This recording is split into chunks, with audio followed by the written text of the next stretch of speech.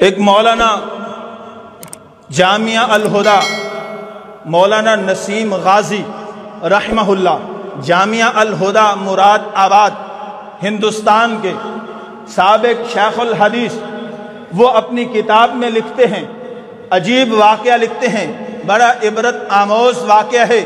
میرے دوستو ذرا توجہ سے سماعت فرمانا۔ وہ واقعہ کیا ہے؟ وہ لکھتے ہیں کہ گنگوہ کے علاقے کے حاجی عبد الرحمن صاحب، جو مولانا رشید احمد گنگوہی رحمہ اللہ کے متوسلین میں سے تھے، وہ جامعہ اشرفیہ گنگوہ میں اکثر تشریف لایا کرتے تھے، اللہ والوں کی صحبت میں بیٹھتے تھے، پہلے والوں کی باتیں سناتے تھے، طلباء سے باتیں سنتے تھے، ان کے ایمان کو بھی منور کرتے تھے، اپنے ایمان کو بھی جلا دیتے تھے۔ وہ اچانک غائب ہو گئے۔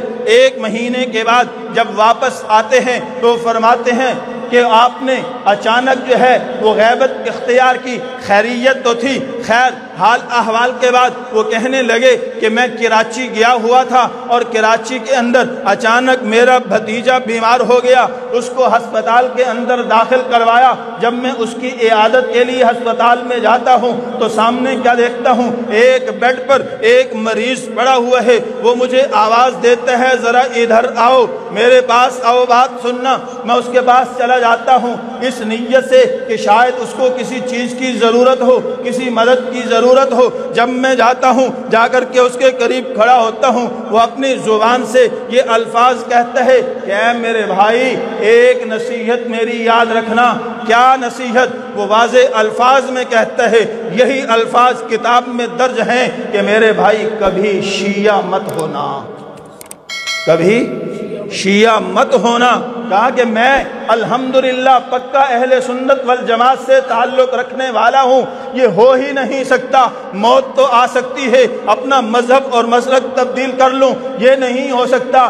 آخر وجہ کیا ہے؟ تو نے مجھے سپیشل بلایا اور یہ بات کی۔ اس نے کہا اگر سننا چاہتا ہے تو پھر سن، یہاں میرے ساتھ بیٹھ جا۔ وہ ساتھ بیٹھ جاتے ہیں اور وہ سنانے والا سناتا ہے کہ میرے دل کے اندر اصحاب ثلاثہ خصوصاً صدیق اکبر اور عمر فاروق کی بڑی نفرت تھی، میں ان کو برا بھلا کہتا تھا، ان کو اپنا دشمن اور علی کا دشمن تصور کرتا تھا۔ ایک دن اچانک کیا ہوا؟ میں رات کو سویا ہوا تھا، خواب کے اندر میں دیکھ رہا ہوں کہ میں ایک ویرانے میں چل رہا ہوں، سخت پیاس میں ہوں، پیاس سے جان نکلنے کو ہے۔ اچانک سامنے ایک نہر آ جاتی ہے، صاف شفاف پانی ہے۔ میں کہتا ہوں کہ اس سے پیاس بجھاؤں گا۔ جب نہر پر جاتا ہوں تو اس کے اوپر ایک بورڈ لکھا ہوا ہے جس کے اوپر آویزہ ہے، یہ لکھا ہوا ہے کہ نہر امیر المسلمین صدیق اکبر رضی اللہ تعالی عنہ۔ میری اندر کی نفرت باہر آتی ہے، میں کہتا ہوں اس سے بہتر ہے کہ میں پیاسا مر جاؤں،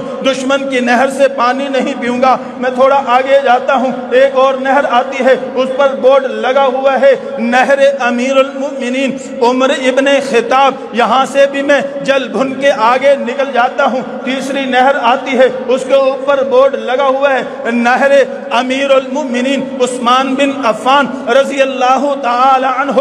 اس سے بھی میں جل بھن کے آگے نکل جاتا ہوں کہ ان دشمنوں کی نہروں سے پانی نہیں پینا ہے، لہذا آگے جا کر کے پانی پیوں گا۔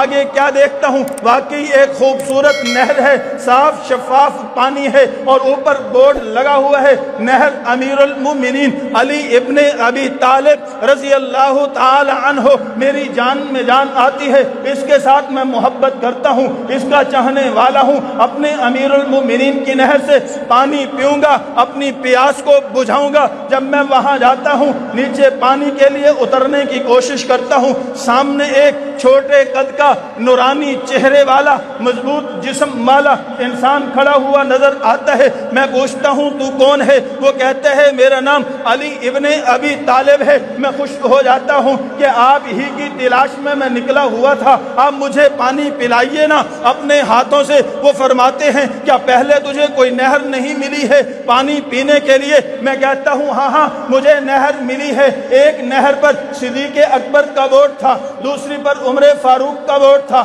تیسری پر عثمان بن عفان کا ووٹ تھا۔ چونکہ میں سینے کے اندر ان کا بغض رکھتا ہوں، ان سے نفرت کرتا ہوں، آپ سے محبت کرتا ہوں۔ علی ابن ابی طالب رضی اللہ تعالیٰ عنہ فرماتے ہیں کہ اے بدبخت، جو صدیق، عمر اور عثمان سے بغض رکھتا ہے وہ میرا بھی دوست نہیں ہو سکتا۔ جس سینے کے اندر عمر، عثمان اور صدیق کا بغض ہے اسی سینے میں میرا بھی بغض ہوگا، یہ نہیں ہو سکتا۔ میری محبت ہو اور ان کا بغض ہو، ان کی محبت ہو اور میرا بغض ہو۔ لہٰذا یہ فرمانے کے بعد ایک زوردار تھپڑ مجھے رسید کرتے ہیں اور میری 32ویں باہر نکل جاتی ہے۔ اسی اثنا میں میری آنکھ کھل جاتی ہے، کیا دیکھتا ہوں؟ میرے 32 کے 32 دانت میرے سرہانے پر پڑے ہوئے ہیں اور میرے منہ سے خون جاری ہے، میرے منہ سے خون جاری ہے۔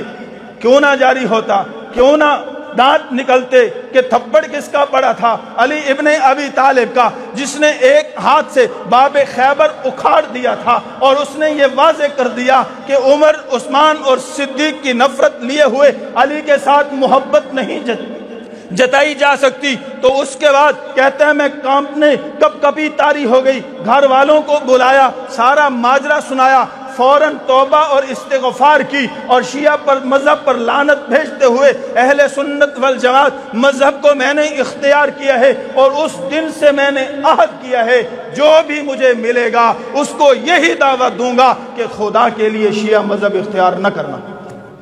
تو اس لیے اب میری دعوت صرف یہی ہوتی ہے کہ شیعہ مذہب اختیار نہ کرنا۔